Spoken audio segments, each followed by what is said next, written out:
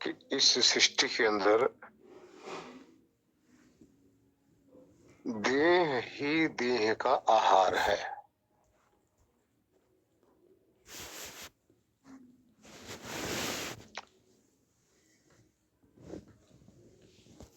और हम कैसे कर्म करें कि देह का आहार देह को कराते हुए भी हमें पाप न लगे, यह विषय था ना।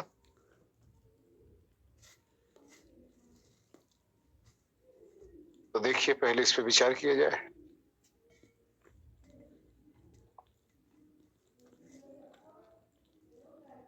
कभी आप देखते हैं मांसाहारी लोग, मांसाहारियों को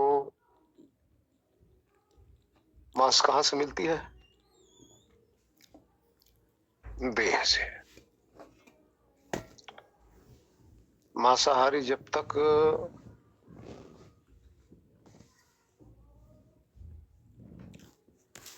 देह का अर्थात अदर दूसरी देह का विनाश नहीं करेंगे, उनको मारेंगे नहीं, उनका हनन नहीं करेंगे, तो उनको भोजन मिल नहीं सकता।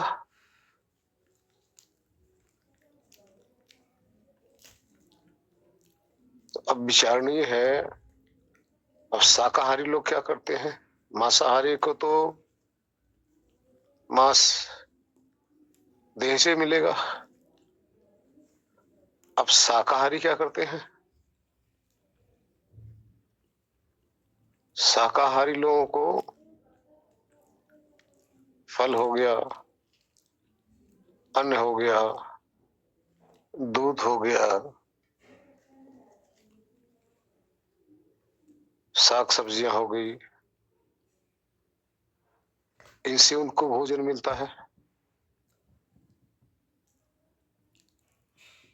अब इसमें सब विचार आता है कि इसमें देह का हनन कहाँ किया जा रहा है।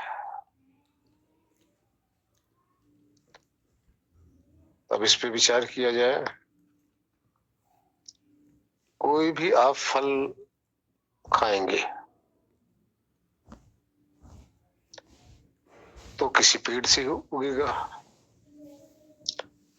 पेड़ से अगर फल आ रहा है तो उसके अंदर भी आने वाली संतान है। फल के अंदर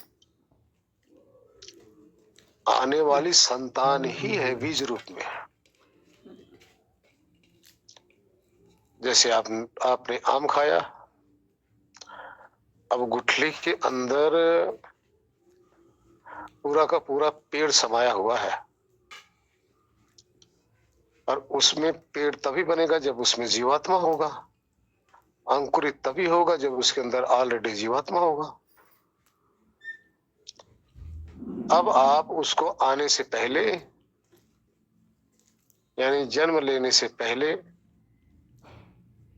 उसका भक्षण कर रहे हैं। जैसे अंगूर हो गया, और भी बहुत से फल को ले लो, साग सब्जी आप खाते हैं, वो सब्जी के अंदर भी, उस पेड़ के अंदर भी जीव है। अब आप उसको उखाड़ देंगे, उखाड़ के उसका साग सब्जी बना देंगे। अगर पेड़ है तो पेड़ में तो जीवन है। आपने एक जीवन का भक्षण कर लिया। अन्न है,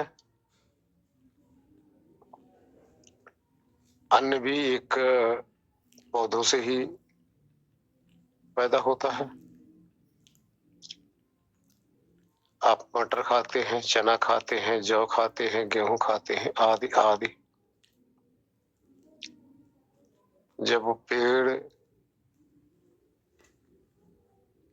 सूखेगा या पेड़ उखाड़ा जाएगा तब एक जीवन तो समाप्त हो ही जाएगा, लेकिन उसमें जो रह जाएगा, जो अन्न है, प्रति अन्न के अंदर एक जीवात्मा विद्यमान होता है। अब इसके लिए प्रूफ आपको कैसे दे?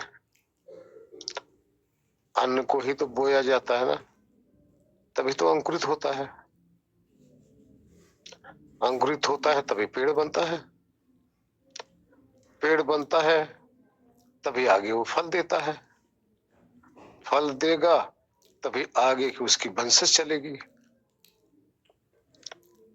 ये तो ईश्वर की सृष्टि विज्ञान है। दूध को आप लीजिए,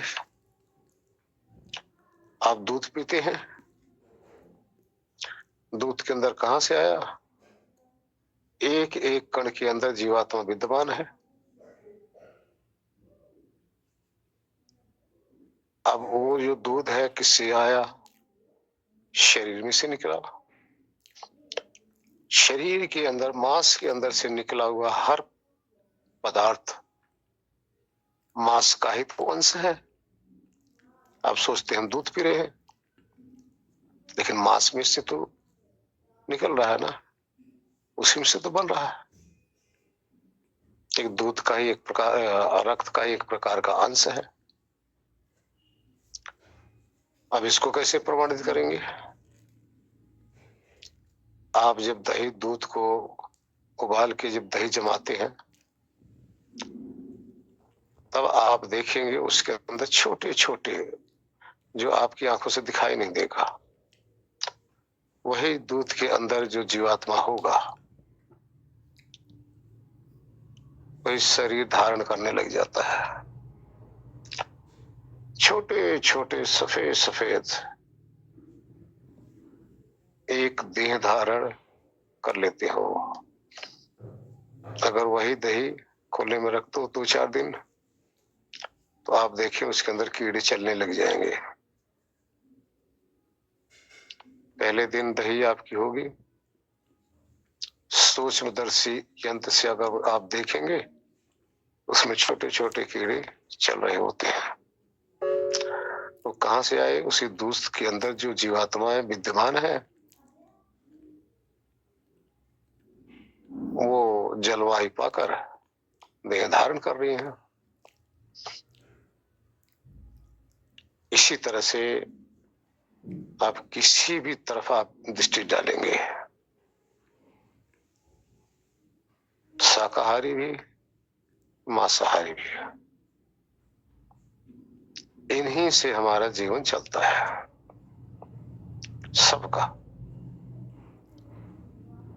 क्योंकि जबकि ये 4 तत्वों से बना है, अग्नि से, वायु से, जल से, मिट्टी से।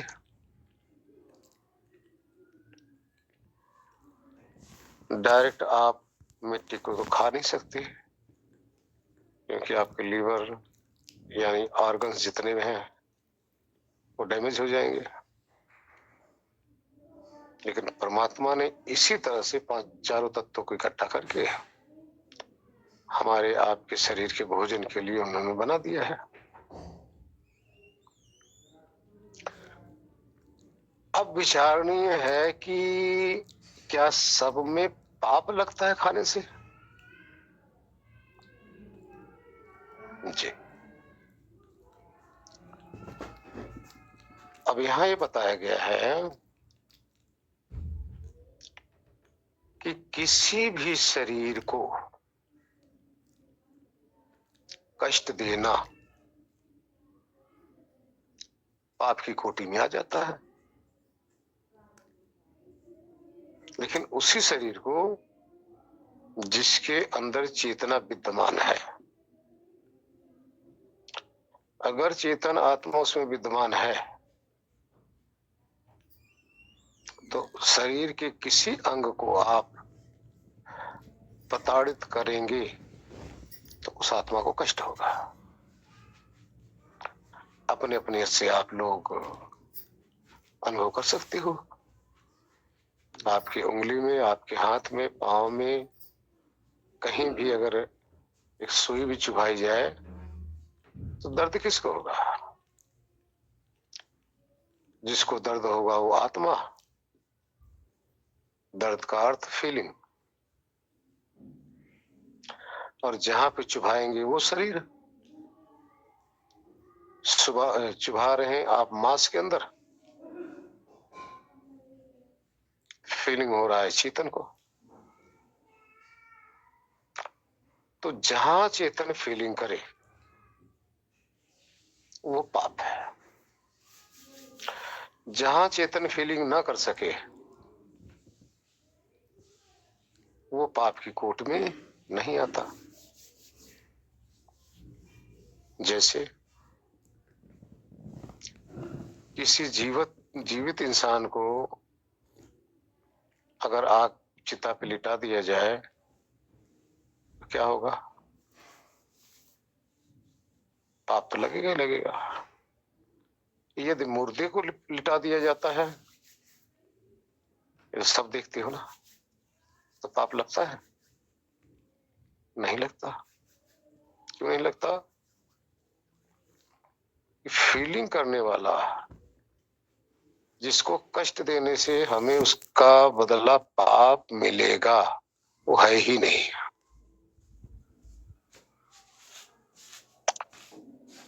इसलिए ऐसे तत्व, ऐसे शरीर या ऐसे पदार्थ हो जिसमें चेतना भी हो और उसको कष्ट भी ना हो। अब क्या विधि है इसकी? इसके लिए ये है कि जहां भी उस चेतन के लिए, यानी वो चेतन साधन संपन्न हुआ। साधन संपन्न का अर्थ है हाथ पांव अर्थात इंद्रियां और शरीर अगर डेवलप हो गई तो उसको फीलिंग तो होगी होगी, वहां पाप लगेगा। अब इससे बचने का सीधा से यही उपाय है कि जैसे आपका अन्न होता है, अन्न के अंदर आपके गेहूं, जौ, चावल, चना, मटर इत्यादि जितने भी अन्न है, इसके अंदर चेतना तो है, लेकिन चेतना प्रसुप्त रूप में है। प्रसुप्त का अर्थ है उसका ना हाथ बन रहा है, ना पांव, ना इंद्रियां, ना शरीर, कोई अंग उसमें डेवलप हुआ ही नहीं, लेकिन मूल रूप से चेतना तो है। अब ऐसे तत्व को, अन्न को अगर आप जलाते हैं, काटते हैं, पीटते हैं, खाते हैं, तो इसमें पाप नहीं लगेगा। इसमें पाप नहीं लगेगा। क्यों नहीं लगेगा? क्योंकि उस चेतना को फीलिंग करने के लिए कोई साधन है ही नहीं जिससे आत्मा को कष्ट हो रहा हो, और आत्मा को कष्ट देना ही पाप है। तो जितने भी अन्न है इसको खाना वर्जित नहीं है शाकाहारियों के लिए, ये खाना चाहिए।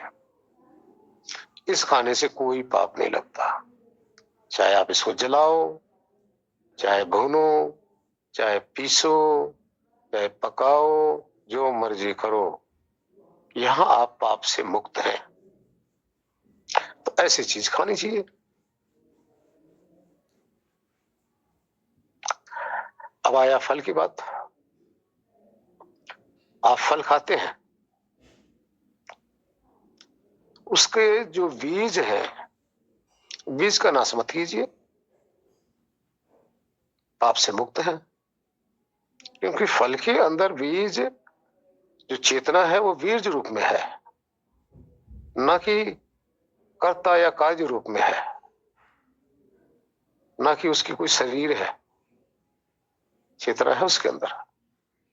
जलवायु पाएगा तभी अंकुरित होगा। अंकुरित होना शुरू हो जाएगा तो एक प्रकार का भ्रूण बन गया। भ्रूण। तो इस तरह से फल खाने में भी कोई पाप नहीं है। कोशिश करो बीज को बचा कर रखो, क्योंकि वो आने वाला एक सृष्टि में एक जीव है, संतान है। वो भी अपने कर्म भोगने के लिए आने के लिए तैयार है। तो इसको भी खाने से कोई पाप नहीं लगता। इसी प्रकार से आप दूध के लीजिए। देखिए दूध कितने कहते हैं शाकाहारी है, कितने कहते हैं मांसाहारी है। हकीकत तो अगर देखा जाए शरीर से निकला हुआ मांसाहारी की ही कोट में आता है। हाँ ये होता है, ये सात्विक बताया गया कि ये सात्विक है, लेकिन मजबूरी है। जीवन जीने के लिए कितना बचोगे। लेकिन अब जो संत लोग हैं, जो पहले के ऋषि मुनि लोग होते थे, उनको ये वर्जित था। उनको ये अन्न वगैरह इसलिए वर्जित होता था कि अन्न जब उपजाया जाता है तो इसमें भी पाप और पुण्य और मिश्रित तीनों कर्म होते हैं। पाप भी होता है, पुण्य भी होता है, मिश्रित भी होता है। पाप क्या होता है? जब किसान खेत जोतते हैं तो उस जोतने के अंदर भी काफी कीड़े मकोड़े मरते हैं। पुण्य क्या है? जो अन्न अंकुरित होता है उनको खाद पास पानी वगैरह देकर उस जीव को, उस वृक्ष को वो पालते हैं, उसमें से अन्न होता है। तो ये दोनों कर्म हो गए। और आगे खाने के लिए समाज के या परिवार के लिए या इंसान के लिए वो जब वितरण करते हैं, ये मिश्रित हो गया, क्योंकि अपने स्वार्थ के लिए भी है और दूसरे का भी स्वार्थ की पूर्ति हो रही है। अब आइए साग सब्जी।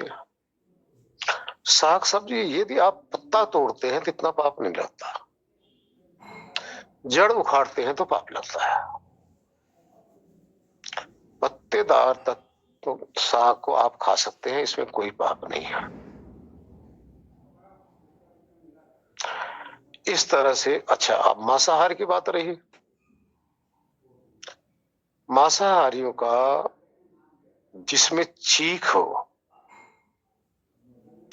जिसमें आंसू हो, जिसमें रक्त ही रक्त निकला हो, जो आत्मा चीख मारकर उसमें से निकली हो, जिस आत्मा का जीवन ही पूरा का पूरा और वो कर्म कर रही है, अपना पाप और पुण्य को भोग रही है, ऐसे आत्मा को अर्थात ऐसे शरीर का वध कर देना सृष्टि के अंदर इससे बड़ा पाप कुछ है ही नहीं। लेकिन उससे बड़ा एक पाप और भी है। वध करके, किसी आत्मा का वध करके, शरीर का वध करके और फिर उस शरीर को ही भोजन बना लेना, अर्थात इस पेट को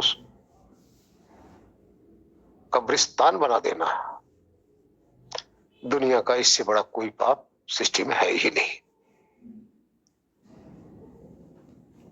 ऐसे मांसाहारियों का पूरा पेट कब्रिस्तान ही है। इसमें असंख्य आत्माओं की शरीर दफनाई जा रही है। ये बहुत बड़ा पाप है। इस पाप से तो बचना चाहिए और बाकी करने में कोई बुराई नहीं है। अन्न, फूल, फल आदि खाने में कोई पाप नहीं है, क्योंकि आप उस चीज जो उसका जिसके अंदर चेतना विराजमान है उस वृक्ष का नाश मत करो। फल ले लो आप, और आप देखिए उसके अंदर भी दो प्रकार के जीव होते हैं, अन्न के अंदर, फल के अंदर भी है और दूध के अंदर भी है। दूध के अंदर वो जीव पाए जाते हैं जिस माँ के स्तन से दूध निकल रहा है, वो दूध किसका है? उसके शिशु का है। शिशु को अगर जा रहा है तो परमात्मा की ये व्यवस्था है, ये तो व्यवस्था परमात्मा का, उसका भी पालन होना है।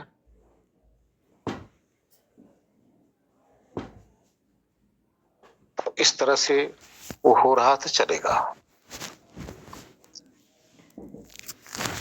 अब जैसे वृक्ष है तो फल आप खाएंगे, खाइए, कोई नुकसान नहीं। अन्न आप खाएंगे, कोई नुकसान नहीं। लेकिन इसमें भी दो प्रकार की व्यवस्थाएं हैं, ध्यान रखना। अन्न के अंदर भी दो प्रकार के जीव अर्थात आत्मा विराजमान है। फल के अंदर भी दो प्रकार के जीवात्मा विराजमान है। एक प्रकार का जीवात्मा तो वो है जो किसी का भक्षण बनेगा, भक्षण बनकर उसके शरीर में जाकर रज और बीज बनेगा। एक प्रकार की आत्मा की व्यवस्था वहां है। दूसरी प्रकार की जो आत्मा उसके अंदर है जिसको किसी के शरीर तक पहुंचना नहीं है, वो किसी का भोजन नहीं बन सकता, तो भोजन नहीं बनेगा। वो तो दोबारा उस अन्न रूप में आकर, एक बीज रूप में आकर दोबारा उसको वृक्ष बनना है। अब यहां देखिए, देखिए कितनी सुंदर व्यवस्था। एक को मनुष्य शरीर में आना है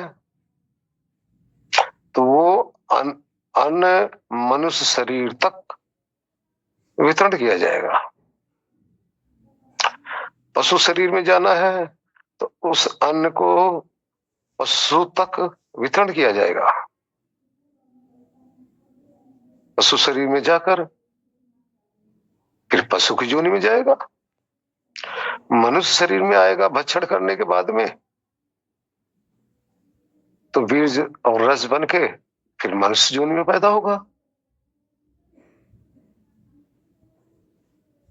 कीड़े मकोड़े के शरीर में जाना है तो ऐसे जीव उस ऐसी देहधारी उसको खाएंगे। जिनको इस योनियों में नहीं आना, उस वृक्ष योनि में आना है, उनको दोबारा फिर अंकुरित होना है।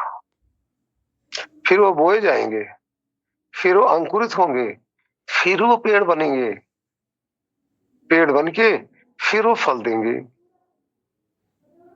उसके बाद में उनका वहां से पाप यानी भोग कर्म समाप्त होगा। मनुष्य जिस जीवन में आएंगे तो मनुष्य जीवन में रजवीर बनकर किसी माता पिता के द्वारा शरीर की उत्पत्ति होगी। उत्पत्ति होगी फिर उनका जीवन चलेगा, अपने कर्म भोग को भोगेंगे। इसी तरह से अंडज,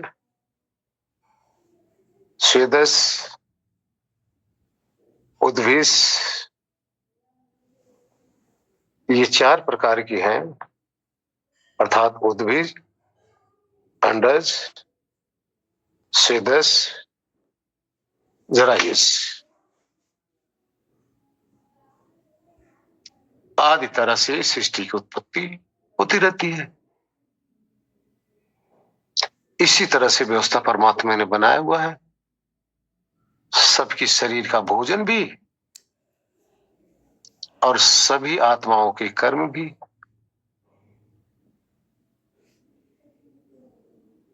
इसी तरह से हम सारे आ रहे हैं, यहां जीवन जी रहे हैं और इस सृष्टि से चले जा रहे हैं। तो अब बात आया कि साधु को या सज्जन पुरुष को क्या करना चाहिए। सज्जन पुरुष को अन्न का सेवन करना चाहिए, फल का सेवन करना चाहिए। इस तरह से हम अगर अन्न, फल, साग सब्जी का सेवन करते हैं तो पाप से भी बचे रहेंगे। कभी आप देखते हैं हरा पेड़ काटना गुनाह है ना, पाप माना जाता ना हमारे हिंदुओं में। जब हरा पेड़ काटना पाप माना जाता, क्यों? क्योंकि उसके अंदर वो पूरी शरीर है किसी की, पूरी शरीर है किसी की। पेड़ काटेंगे उसमें देखो रक्त निकलता है, उनका रक्त का कलर कुछ और होता है। अंदर लकड़ी दिखेगी वो हड्डी होती है, ऊपर पपड़ी होती है वो चमड़ा होता है। वो भी ऑक्सीजन, कार्बन डाई आदि का उपयोग करते हैं। पूरा जीवन उसी तरह से है, लेकिन फर्क है कि उनका जैसा जीवन है, अगर मनुष्य को उल्टा लटका दो तो वृक्ष बन जाते हैं। क्योंकि मनुष्य की सारी शाखाएं ऊपर को हैं, वृक्ष की आप देखोगे जड़ नीचे की है। उनकी ज्ञान इंद्रियां सारी नीचे है, हमारी ज्ञान इंद्रियां ये खोपड़ी ऊपर है। इसी तरह से परमात्मा ने ये सृष्टि बनाया है, इसी तरह से हमें जीवन जीना है। क्योंकि बहुत अधिक विस्तार करेंगे, विस्तार तो जितना मर्जी करते जाएंगे। अगर इसमें कुछ न समझ में आया है तो प्रश्न कर सकते हैं। हरिओम। मतलब यूट्यूब वगैरह में बहस चलती है, तो अंडे को भी लोग बहस बताने लग गए। तो थोड़ा बोलते हैं कि उसमें तो अभी प्राण ही नहीं आए, इस तरह के तर्क देते हैं। तो अंडा किस श्रेणी में आता है? अंडा एज पर भ्रूण, भ्रूण की श्रेणी में है। जैसे बच्चा पेट के अंदर है, उसकी शरीर बनी नहीं पूरी, लेकिन रचना तो चल रही है ना। तो अंडा भ्रूण की श्रेणी में है, वेज नहीं कहा जा सकता। क्योंकि जिस अंडे के अंदर आप देखेंगे उसके अंदर एक पीला पदार्थ होता है और उसके ऊपर सफेद तरल पदार्थ होता है। उसी पीले पदार्थ से पूरा हाड़ पहले बनता है, और जो तरल पदार्थ होता है उसी से पंख, चोंच, नख, सब कुछ उसी से बनता है। तो उसके अंदर जो तरल है वो पूरी शरीर है, पूरी शरीर बनाने का मटेरियल है। धीरे धीरे जैसे जैसे समय आता जाता है तो उसी में से मांस भी बन रही है, उसी से हाड़ भी बन रहा है, उसी से लीवर बन रहा है, उसी से उसका किडनी भी बन रहा है, उसी से उसका रक्त भी बनेगा, उसी से उसका चोंच भी बनेगा, उसका पंख भी उसी से बनेगा। और आप देखेंगे उसके नाखून वगैरह, पर वगैरह सब कुछ, पांव वगैरह सब कुछ उसी से बनेगा। जब उससे बनेगा तो अब उसको आप शाकाहारी कह लेंगे तो उचित नहीं है ना, मांसाहारी कह लेंगे तब भी उचित नहीं है, ध्यान रखना। क्योंकि प्योर मांसाहार तो तब कहा जाता है जब वो मांस हो और उस मांस के द्वारा वो जो जीवन जो जी रहा है उसकी इंद्रियां डेवलप हो। अब किसी कुत्ते का, बिल्ली का या पशु का या इंसान की मांस को अगर नोचा जाए उसको बहुत कष्ट होगा, लेकिन उस भ्रूण को अगर उसका नाश किया जाता है, अगर उसमें आगे उन्नति होने लगी, ये सब बनने लग गया, तब तो मांसाहार में आ जाएगा। अगर उससे पहले सिर्फ तरल तरल है तो वो भ्रूण में आएगा। क्योंकि विचार कीजिए, अगर हम उसको कहा जाए कि वो शाकाहार है तो आया कहां से? मां के गर्भ के अंदर से, और रज और बीज का वो मिश्रण है।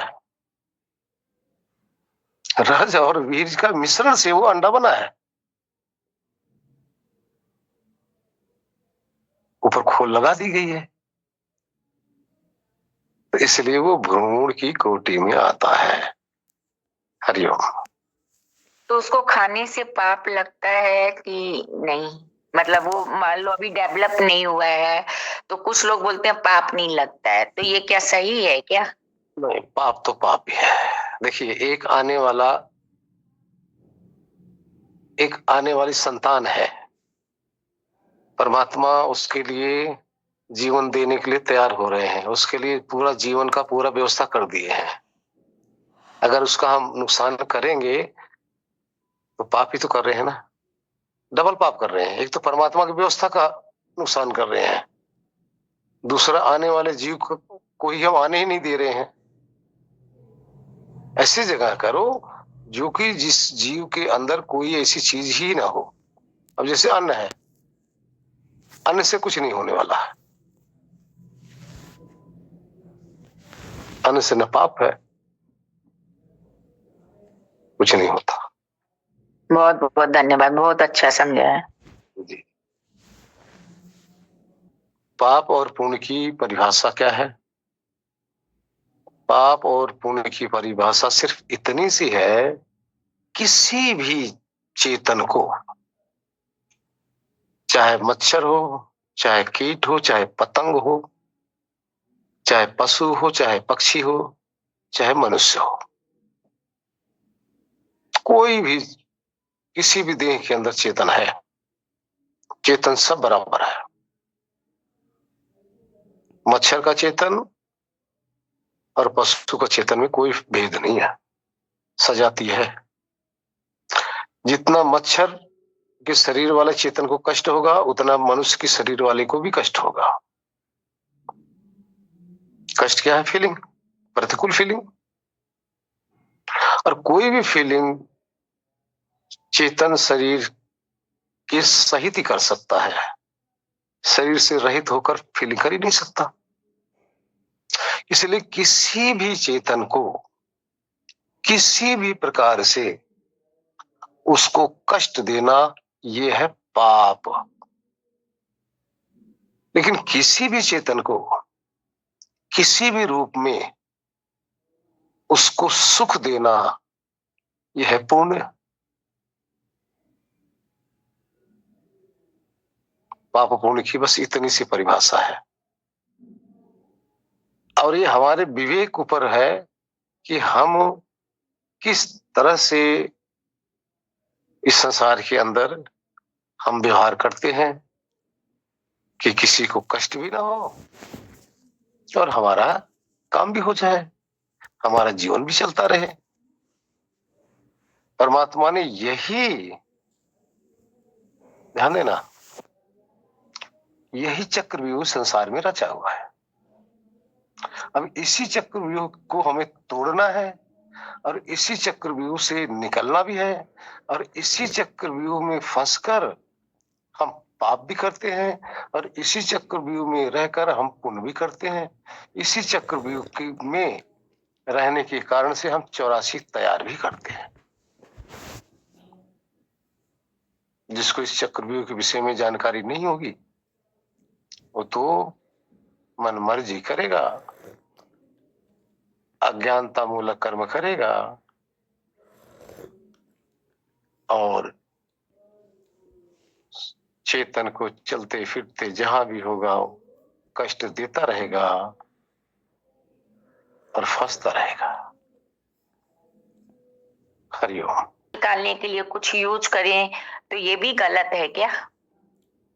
नहीं, देखिए, बस आप उनको मारो मत, उनके शरीर का नाश मत करो। आप भगा सकते हो, भगाने के जितने भी आपके पास उपाय है कर सकते हैं, भगाने के उपाय करेंगे। अब सांप आ गया आपके घर के अंदर, आप क्या करोगे? उसको पालोगे या घर छोड़ के चले जाओगे?